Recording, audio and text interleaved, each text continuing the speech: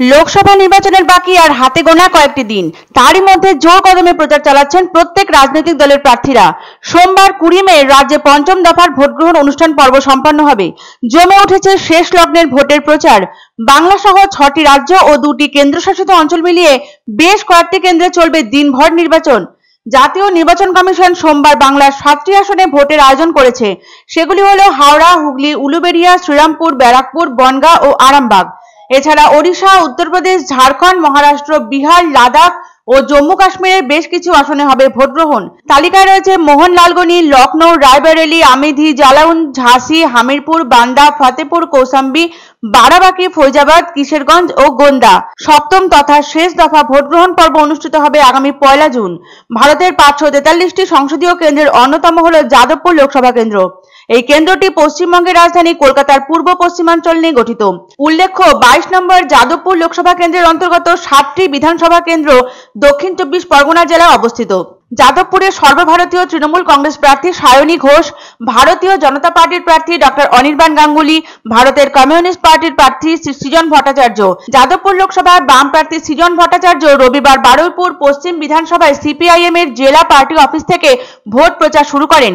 টোটো ও bike করে rally করেন তিনি। মল্লিকপুর এলাকায় ব্যাট করতে দেখা যায় তরুণ সিপিএম প্রার্থী সৃজন ভট্টাচার্যকে। হরিহরপুর গ্রাম পঞ্চায়েতে ও মল্লিকপুর গ্রাম পঞ্চায়েতের বিভিন্ন এলাকায় প্রচার করেন তিনি। সৃজন ভট্টাচার্যের এই বাইক ও টোটো র্যালিতে ছিল বেশ কিছু বাইক ও বেশ কিছু টোটো, সাথে ছিলেন সিপিএম এর কর্মীরা। রবিবার সকালে দক্ষিণ 24 পরগনার সিপিআইএম এর জেলা কার্যালয়ে বারুইপুর থেকে ভোট প্রচার শুরু করে হরিহরপুর গ্রাম পঞ্চায়েতের বিভিন্ন এলাকা ঘুরে মল্লিকপুর স্টেশন দিয়ে মল্লিকপুর গ্রাম পঞ্চায়েতের গনিমা এলাকা থেকে সুভাষগ্রাম 5 পোতা পর্যন্ত প্রচার সারেন সৃজন। কিছু ছেলে ক্রিকেট খেলছিল মল্লিকপুর গ্রাম পঞ্চায়েতের গনিমা এলাকায়। দেখা মাত্রই মাঠে নেমে পড়েন সৃজন। ব্যাট হাতে বল মারতে দেখা যায় তাকে। কোনো কংগ্রেস নেতা বা কর্মীকে সেভাবে দেখা যায়নি সৃজনের সাথে। কিন্তু কেন? এই প্রশ্নের মুখোমুখি হয়ে কিছুটা বিরক্ত প্রকাশ পেল সৃজনের কণ্ঠে।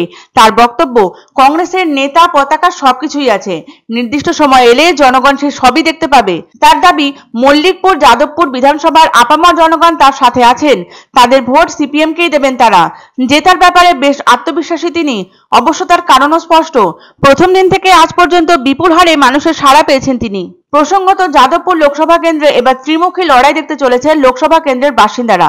তৃণমূল কংগ্রেস প্রার্থী সায়নী ঘোষ, বাম প্রার্থী সৃজন ভট্টাচার্য এবং বিজেপি প্রার্থী ডক্টর অনির্বাণ গঙ্গোপাধ্যায়ের মধ্যে দেখা যাবে জমজমাট লড়াই। গত বছর লোকসভা নির্বাচনে এই কেন্দ্র থেকে জয়ের আস্বাদ পেয়েছিলেন তৃণমূল কংগ্রেস প্রার্থী মিমি চক্রবর্তী। বিজেপির অনুপম হাজরার বিরুদ্ধে ছিল তার এই জয়লাভ। তবে নিজের জেতার ব্যাপারে 100% নিশ্চিত যাদবপুরের সিপিএম প্রার্থী শ্রী সৃজন ভট্টাচার্য। সেই আত্মবিশ্বাস মাখা অভিব্যক্তি স্পষ্টতই প্রকাশ্য তার বাচন শৈলীতে।